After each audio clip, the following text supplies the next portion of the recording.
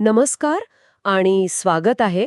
आज आपण छत्रपती शिवाजी महाराजांवर बोलणार आहोत, पण जरा वेगळ्या दृष्टिकोनातून, म्हणजे नेहमीच्या शौर्यगाथांच्या पलीकडे जाऊन. हो. आज आपण एका योद्ध्याला नाही, तर एका राष्ट्र निर्मात्याला, एका दूरदृष्टी असलेल्या प्रशासकाला समजून घेणार आहोत. अगदी. आणि त्यासाठी आपल्याकडे काही खूपच ठोस संदर्भ आहेत. एकतर महाराजांच्या लोकप्रशासनावरील एक अभ्यासपूर्ण लेख आहे. अच्छा. त्यांच्या किल्ल्यांच्या स्थापत्य आणि रणनीतीवरची काही प्रकाशने आहेत आणि काही आधुनिक संदर्भ पण आहेत. हो, जसं की भारतीय नौसेनेचं नवीन मानचिन्ह. बरोबर. ते थेट महाराजांच्या राजमुद्रेवरून प्रेरित आहे. यातून कळतं की त्यांचा वारसा आजही किती किती जिवंत आहे. म्हणजे आज आपल्या ध्येय स्पष्ट आहे. महाराजांच्या डोक्यात जी हिंदवी स्वराज्य ही मूळ संकल्पना होती, ती त्यांनी प्रत्यक्षात कशी आणली? एक कल्पना ते कार्यक्षम सुशासित राज्य, हा प्रवास कसा होता? मला वाटतं सुरुवात त्या मूळ शब्दापासूनच करायला हवी. हो. हिंदवी स्वराज्य याचा नेमका अर्थ काय होता? हाच सर्वात महत्वाचा प्रश्न आहे. कारण संदर्भांनुसार हिंदवी स्वराज्य म्हणजे केवळ परकीय सत्तेतून मुक्ती नव्हती. ती तर फक्त सुरुवात होती. अगदी. ती तर सुरुवात होती. याचा खरा अर्थ होता स्वतःच्या लोकांचे राज्य, जिथे निर्णय लोकांच्या हिताचे असतील. पण याच्या आत एक अजून खोल संकल्पना दडली आहे. कोणती?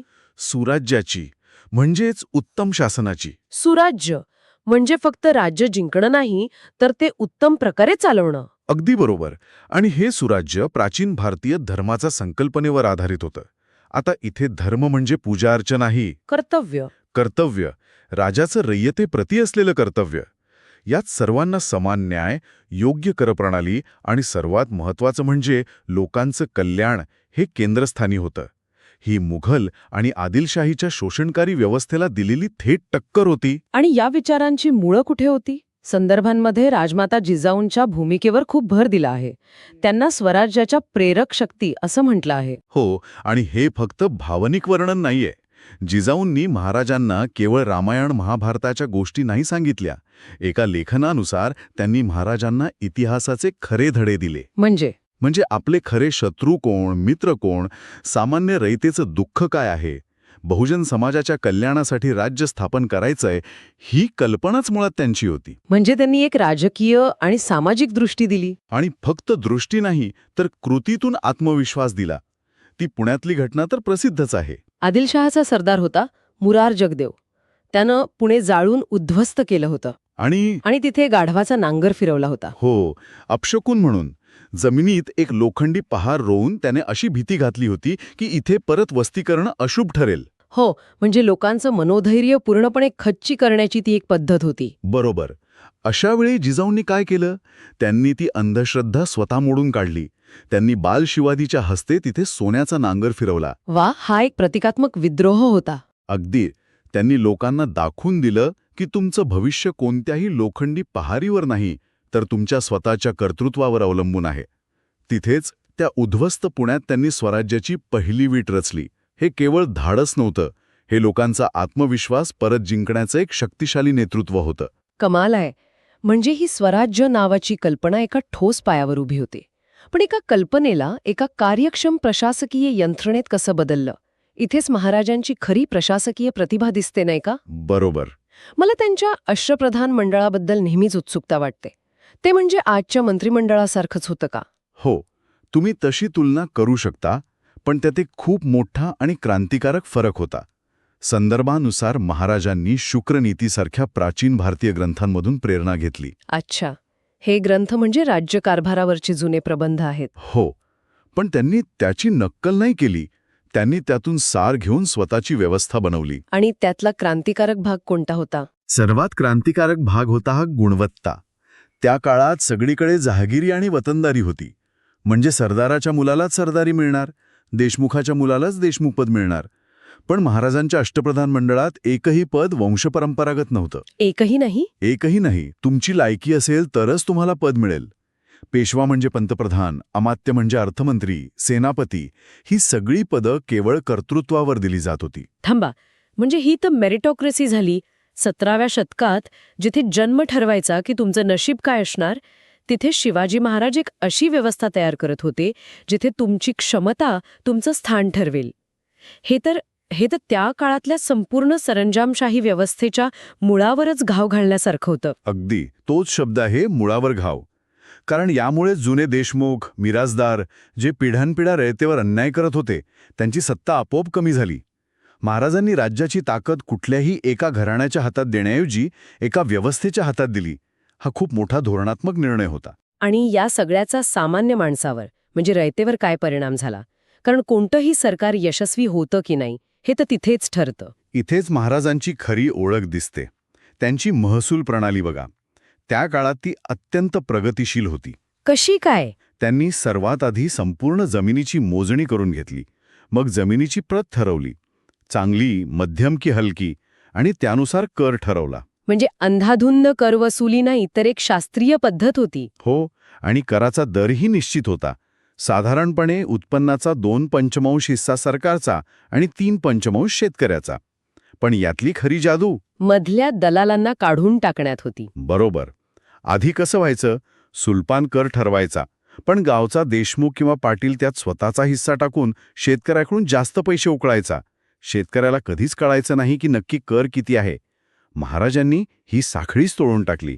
सरकार थेट शेतकऱ्याशी संबंध ठेवू लागलं. यामुळे शेतकऱ्याला एक प्रकारची आर्थिक सुरक्षा मिळाली असणार की आपल्याला माहीत आहे आपल्याला किती कर द्यायचा आहे. बरोबर. आणि एवढंच नाही, दुष्काळ पडला किंवा पीक गेलं तर कर माफ केला जायचा. उलट बियाणं आणि बैलजोडी घेण्यासाठी सरकारकडून कर्ज दिलं जायचं, ज्याला तगाई म्हणत. हे म्हणजे एक प्रकारे सरकारी मायक्रो फायनान्सिंग होतं. अगदी, जेणेकरून शेती पुन्हा उभी राहू शकेल. एका पत्रात त्यांनी आपल्या अधिकाऱ्यांना दिलेली धमकी तर प्रसिद्धच आहे. त्यात ते म्हणतात, तुम्ही जर रयतेकडून भाजीच्या देठालाही हात लावला किंवा त्यांना लुटलं तर तुम्ही मुघलांपेक्षाही वाईट आहात. रयतेला कोणताही त्रास देण्याचा तुम्हाला अधिकार नाही. हो, ही भाषाच किती वेगळी आहे. खरंच, राजा आपल्याच अधिकाऱ्यांना बजावतोय की रयतेला त्रास देऊ नका. म्हणजे आपलं राज्य ही भावना फक्त लोकांमध्ये नाही तर प्रशासनातही रुजवण्याचा हा प्रयत्न होता. आणि हीच भावना न्यायव्यवस्थेतही होती. त्यांनी प्राचीन हिंदू कायद्यांना पुन्हा स्थान दिलं. पण न्याय फक्त राजाच्या दरबाराच मिळत नव्हता. लहान सहान वाद गावातल्या गावातच पंचायतींमार्फत सोडवले जात होते. म्हणजे लोकांना न्याय मिळवण्यासाठी राजधानीपर्यंत हेलपाटे मारायची गरज नव्हती. अजिबात नाही. न्याय लोकांच्या दारात पोचवला होता. म्हणजे प्रशासन, महसूल, न्याय या सगळ्या गोष्टी एकाच सूत्रात बांधलेल्या होत्या. लोकांचं कल्याण ही एक संपूर्ण विचारसरणी होती. पण मग ही विचारसरणी, ही ओळख लोकांपर्यंत पोहोचवली कशी? कारण प्रत्येक राज्याला स्वतःची काही प्रतीकं लागतात, एक ओळख लागते, ज्याला आजच्या भाषेत आपण ब्रँडिंग म्हणू. खूपच छान मुद्दा आहे हा. आणि महाराजांनी तेच केलं. त्यांनी स्वराज्याला स्वतःची प्रतीकं दिली. सुरुवात झाली त्यांच्या राजमुद्रेपासून. अच्छा. प्रत्येक सरकारी पत्रावर सुरुवातीला ही मुद्रा असायची. त्यावरचा संस्कृत मजकूर तर एका ध्येयपत्रिकेसारखा आहे. तो मजकूर काय आहे? प्रतिपच्चंद्र लेखेव वर्धिष्णूर विश्ववंदिता शाह सुनोह शिवशैषा मुद्रा भद्राय राजते. याचा अर्थ? याचा अर्थ आहे, शहाजीपुत्र शिवाजीची ही मुद्रा प्रतिपदेच्या चंद्रकोरीप्रमाणे वाढत जाईल आणि संपूर्ण विश्वात वंदनीय होईल. आणि ही मुद्रा केवळ प्रजेच्या कल्याणासाठीच शोभून दिसेल. वा, म्हणजे प्रत्येक सरकारी कागद हा एका वचनानं सुरू व्हायचा. यातच सगळं आलं. वाढ, सन्मान आणि सर्वात महत्वाचं कल्याण. अगदी. आणि संदर्भांमध्ये अजून एका मुद्रेचा उल्लेख आहे, मर्यादा मुद्रा. ती काय होती? ती तर महाराजांच्या हुशारीचा एक उत्तम नमुना आहे. राजमुद्रा पत्राच्या सुरुवातीला असायची, तर मर्यादा मुद्रा पत्राच्या शेवटी, जिथे मजकूर संपतो तिथे असायची.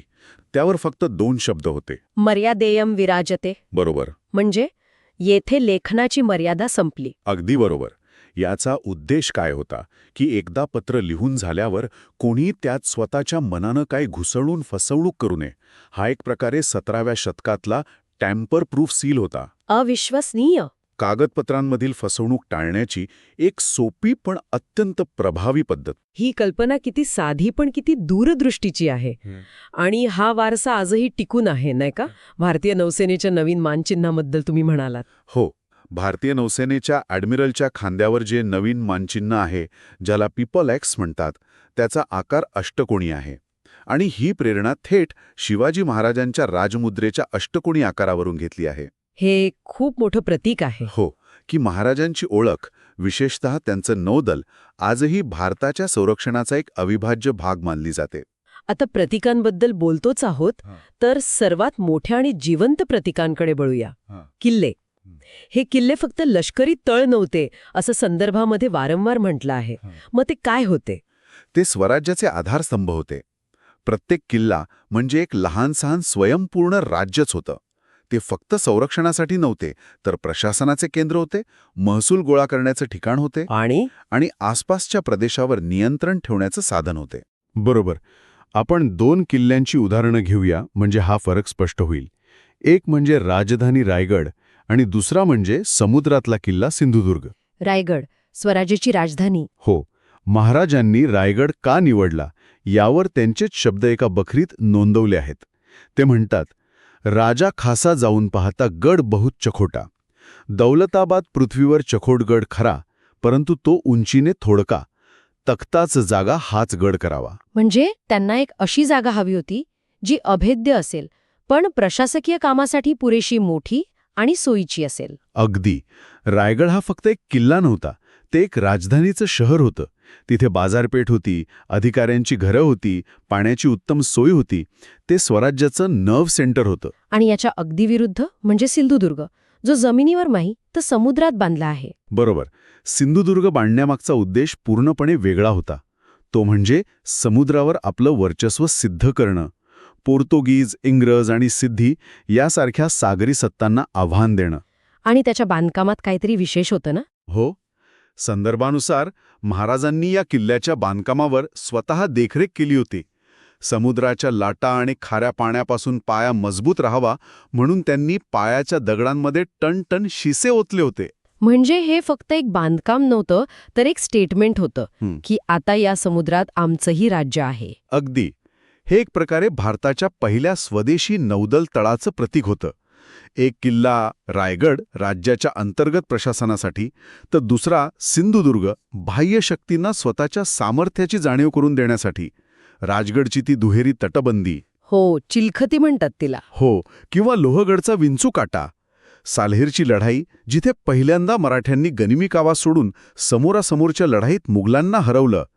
प्रत्येक किल्ला ही फक्त दगडांची इमारत नाही, तर तो महाराजांच्या दूरदृष्टीचा एक जिवंत पुरावा आहे. ते हिंदवी स्वराज्याचे मूर्तिमंत स्वरूप होते. तर या सगळ्या चर्चेचा सार काय?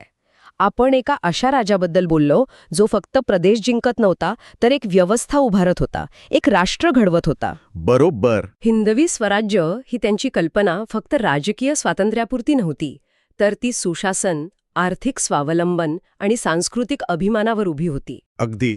अष्टप्रधान मंडळापासून ते रयतवादी महसूल पद्धतीपर्यंत आणि मर्यादा मुद्रेपासून ते रायगड आणि सिंधुदुर्ग सारख्या किल्ल्यांपर्यंत प्रत्येक गोष्ट, प्रत्येक निर्णय त्याच एका मूळ कल्पनेसाठी घेतला गेला होता. त्यांचेच एक मंत्री रामचंद्र पंत अमात्य यांनी त्यांच्याबद्दल लिहून ठेवलं आहे की महाराजांनी एक संपूर्ण नवीन व्यवस्था निर्माण केली. हे त्यांचं सर्वात अचूक वर्णन आहे. हो. आमच्या श्रोत्यांसाठी एक शेवटचा विचार सोडून जाऊया. संदर्भांनुसार महाराजांच्या काळातले काही लेखक आणि परदेशी प्रवासी त्यांना एक अवतार मानत होते. त्यांचं कार्य इतकं अफाट होतं की लोकांना ते मानवी क्षमतेच्या पलीकडचं वाटलं. पण एका संदर्भात जिजाऊंनी महाराजांना दिलेल्या एका शिकवणीचा उल्लेख आहे. त्या म्हणाल्या होत्या, हे बघ शिवबा, तुझ्या मदतीला कोणी देव येणार नाही, तुझी रयतच तुझ्या मदतीला येईल. आणि हाच खरा प्रश्न आहे. हो. तर मग विचार करण्यासारखी गोष्ट ही आहे की महाराजांचं यश हा एखादा दैविक चमत्कार होता की आपल्या लोकांच्या गरजा अचूक ओळखून, त्यांना न्याय देऊन त्यांचा प्रचंड विश्वास जिंकल्याचा तो एक मानवी परिणाम.